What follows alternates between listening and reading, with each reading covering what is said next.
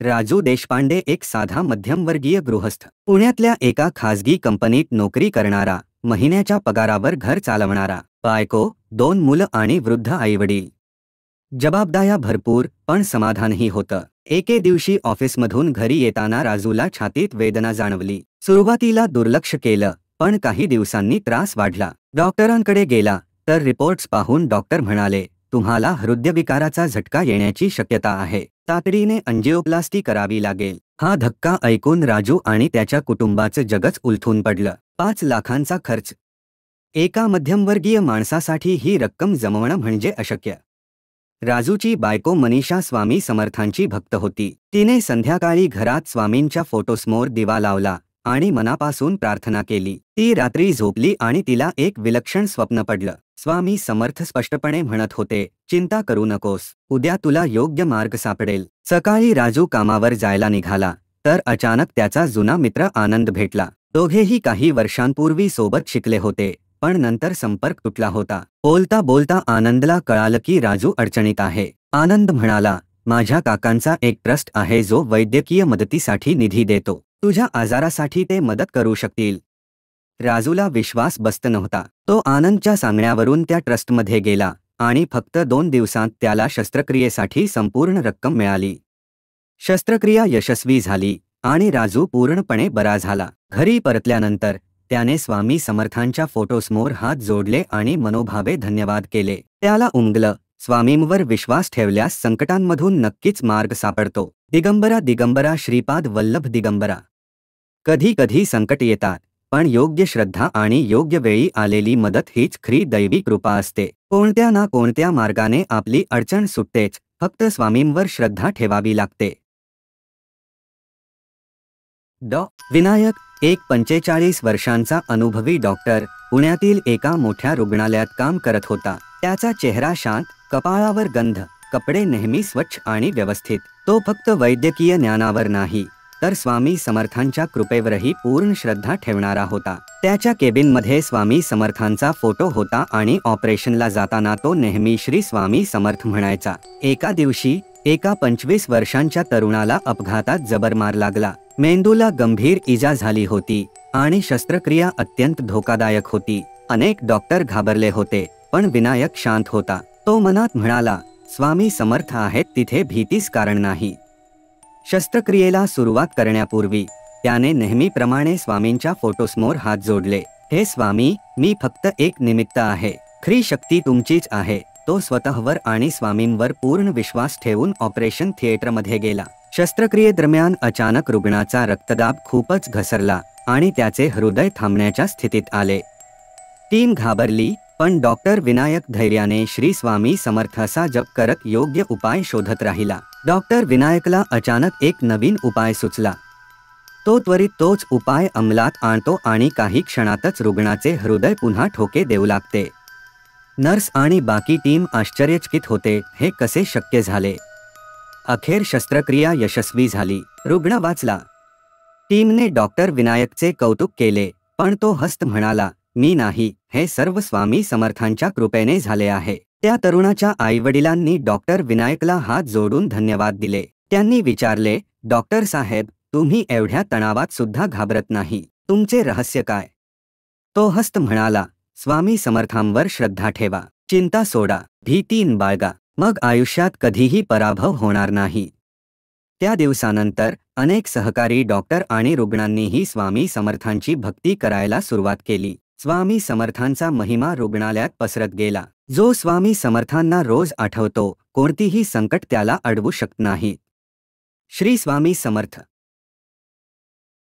अर्णव 19 वर्षांचा, इंजिनिअरिंग 2ऱ्या वर्षाला शिकणारा, आधुनिक विचारसरणीचा, थोडा गर्विष्ठ आणि देवधर्म यावर विश्वास नसलेला. आईवडील श्री स्वामी समर्थांचे निष्ठावान भक्त, घरात दररोज पूजेसह नामस्मरण करणारे. अर्णवच्या घरात रोज श्री स्वामी समर्थांचा जप चालायचा, पण त्याला हे सगळं जुनाट आणि मूर्खपणाचं वाटायचं. त्याला असं वाटायचं की आयुष्य स्वतःच्या कर्तृत्वावर चालतं, देव काहीच करत नाही. एक दिवस तो बाईकवरून कॉलेजला जात असताना एका ट्रकमुळे अचानक ब्रेक मारावा लागला आणि त्याचा अपघात झाला.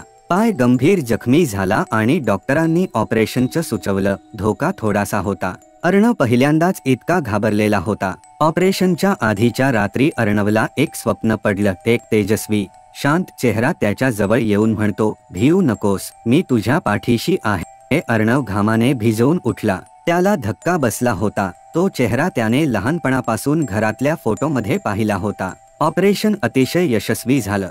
डॉक्टरही म्हणाले की अशी रिकव्हरी अपेक्षेपेक्षा खूप चांगली आहे. त्या दिवशीपासून अर्णव शांत झाला. त्याच्या मनात श्रद्धा उगम पावली होती. आता तो स्वतः सकाळी उठून हात जोडतो आणि मित्रांना सांगतो, श्रद्धा सांगून समजत नाही, ती फक्त अनुभवली जाते. श्री स्वामी समर्थ. राहुल एक साधा, प्रामाणिक 25 वर्षांचा युवक होता. तो मुंबईतील एका खासगी कार्यालयात ऑफिस बॉय म्हणून काम करत असे. त्याच्या परिस्थितीमुळे त्याला रोज सकाळी लवकर उठून कामाला जावे लागे. त्याच्या महिन्याच्या पगारातच घर चालत असे. पण त्याचा स्वामी समर्थांवर नितांत विश्वास होता. राहुल दररोज सकाळी कामावर जाण्यापूर्वी स्वामी समर्थांची प्रार्थना करत असे. त्याच्या खिशात स्वामींची छोटी प्रतिमा आणि एक तुळशीची माळ होती, जी त्याला नेहमी ऊर्जा आणि आत्मविश्वास देत असे. त्या दिवशी राहुलला ऑफिसमधून उशीर झाला. रात्री 11 वाजले होते आणि तो आपली जुनी दुचाकी घेऊन घाईघाईने घरी निघाला. रस्ता निर्जन आणि अंधारलेला होता. थोडे पुढे जाताच एका भरधाव ट्रकची लाईट त्याच्या डोळ्यांवर चमकली आणि ट्रक वेगाने त्याच्याच दिशेने येत होता. राहुलला क्षणभर काहीच सुचले नाही. तो संपूर्ण गोंधळला आणि ब्रेक मारू लागला, पण गाडी घसरली आणि तो खाली पडला. ट्रक केवळ 2 फुटांवर येऊन पोहोचला. तेव्हाच अचानक त्याच्या गळ्यातील तुळशीची माळ तुटून जमिनीवर पडली. त्या क्षणी ट्रकच्या टायरचा मोठा आवाज झाला आणि ट्रकचा वेग अचानक कमी झाला. तो ट्रक राहुलच्या अगदी समोर येऊन थांबला. ट्रक चालकही गोंधळून खाली उतरला. हे कसं शक्य आहे? ब्रेक अचानक कसे लागू झाले, असे म्हणत तो स्वतःच्या ट्रककडे पाहू लागला. त्याच वेळी राहुलने जमिनीवर पडलेली स्वामींची प्रतिमा उचलली आणि त्याच्या डोळ्यात अश्रू तरळले. राहुल स्वतःच्या जीवाच्या बचावाबद्दल स्वामींना शतशः धन्यवाद देत घरी पोहोचला. घरी आल्यावर त्याने स्वामी समर्थांची प्रतिमा पूजेसमोर ठेवली आणि नतमस्तक होऊन प्रार्थना केली, स्वामी, तुमच्या कृपेनेच आज मी जिवंत आहे. तुमची भक्ती माझ्या जीवनातील सर्वात मोठी शक्ती आहे. त्याच्या आईनेही स्वामींचे आभार मानले आणि त्या रात्री त्याच्या घरी फक्त स्वामींच्या चमत्काराचीच चर्चा होती. राहुलच्या मनात आता अजिबात शंका नव्हती. स्वामी समर्थ नेहमी त्याच्या पाठीशी होते, आहेत आणि राहतील. पुण्याजवळच्या एका गावात कल्पना नावाची एक मनमिळावू, प्रेमळ स्त्री राहत होती. वय 45 वर्षे, गोरीपान, केस हलके पांढलेले, नेहमी सुती साडी, कपाळावर मोठं कुंकू, चेहऱ्यावर शांत हास्य. ती गावात सगळ्यांशी जिव्हाळ्याने बोलायची, कोणाचं दुःख ऐकायचं, मदतीला धावायची. तिचं घर हसतमुख, आनंदी होतं. 2 मुले, प्रेमळ नवरा आणि वृद्ध सासूबाई. एक दिवस सकाळी स्वयंपाक करताना कल्पनाताईंना उलटी झाली, पण त्या उलटीत थोडं रक्त होतं. सुरुवातीला त्यांनी दुर्लक्ष केलं, पण दुसऱ्या दिवशी पुन्हा उलटी झाली आणि रक्त जरा जास्त दिसलं. कुटुंब घाबरलं. सगळे शहरातल्या हॉस्पिटलमध्ये धावले. टेस्ट्स केल्या. डॉक्टर म्हणाले, यात काही गंभीर समस्या असू शकते. तपासण्या खोलवर कराव्या लागतील. घरी भीतीचं वातावरण निर्माण झालं. कल्पनाताई जरा गप्प झाल्या, पण त्यांनी आशा सोडली नाही. त्या शांतपणे श्री स्वामी समर्थांचा फोटो घेतला, समोर बसल्या आणि त्यांच्या चरणांवर फुलं अर्पण केली. डोळे मिटून त्यांनी सगळं मनोगत बोलून टाकलं, स्वामी, मी आयुष्यभर इतरांसाठी जगले, आता मला तुमचंच आश्रय हवं आहे, कृपा करा. त्या रात्री काहीतरी विलक्षण घडलं. घरभर मंद चंदनासारखा सुगंध दरवळला. स्वामी समर्थांचा फोटो अगदी तेजस्वी दिसू लागला. त्यांचा चेहरा शांत, पण डोळ्यात ताकद. सगळं घर थोडं थोडं अनुभवत होतं की काहीतरी शक्ती त्यांच्या घरात आली आहे. दुसऱ्या दिवशी सकाळी कल्पनाताईंना पुन्हा टेस्टसाठी नेलं. रिपोर्ट्स आले, सर्व काही अगदी नॉर्मल. डॉक्टरही म्हणाले, काय सांगावं, हे म्हणजे चमत्कारच. कुटुंबात आनंदाचं वातावरण पसरलं. कल्पनाताई उठून म्हणाल्या, हे सगळं स्वामींची कृपा. संकट आलं तरी श्रद्धा ठेवली आणि तेच माझ्या पाठी उभे राहिले. त्या दिवसानंतर घरात दर गुरुवारी अख्या आणि सुवासिक उदबत्ती लावली जाते आणि प्रत्येक संकटात सगळे म्हणतात, स्वामी समर्थ आहेत, काळजी कशाला. जय जय रघुवीर समर्थ. पुण्यातील एक तरुण विवाहित जोडपं, आदित्य आणि सोनाली, दोघंही खूप प्रेमळ, सकारात्मक आणि आनंदी स्वभावाचे.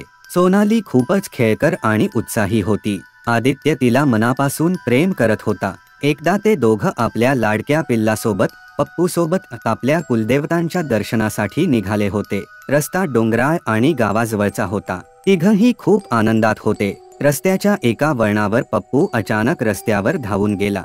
सोनाली त्याच्या मागे धावत गेली आणि अचानक एका भरधाव दुचाकीची तिला जोरात धडक बसली। ती जागेवरच बेशुद्ध झाली। आदित्यने तिला तात्काळ हॉस्पिटलमध्ये नेलं। डॉक्टर म्हणाले की तिची स्थिती गंभीर आहे। अनेक हाडं मोडली होती। चावरायला बराच वेळ लागणार होता। पण त्या क्षणापासून आदित्य तिच्या सोबतच राहिला। दिवसरात्र तिची सेवा करत राहिला। सोनालीसाठी तो सगळं करत होता। तिच्या लाडक्या गोष्टी, तिचं हसणं परत मिळवणं, तिच्या डोळ्यात पुन्हा आनंद आणणं। तो रोज तिच्या उशाजवळ स्वामी समर्थांचा फोटो ठेवायचा आणि म्हणायचा, स्वामी आहेत आपल्या पाठीशी, तू पुन्हा उठशील सोनाली। सोनाली हळूहळू सावरायला लागली। डॉक्टर सुद्धा चकित झाले। काही महिन्यात ती स्वतः चालू लागली, हसू लागली आणि आदित्यच्या प्रेमामुळे आणि स्वामींच्या कृपेने ती पुन्हा पूर्वीप्रमाणे झाली। आजही दोघं कुलदेवतांचं दर्शन घेतात पप्पू सोबत आणि म्हणतात, त्या अपघाताने आमचं आयुष्य थांबलं नाही, स्वामी आणि प्रेमानं ते पुढे नेलं।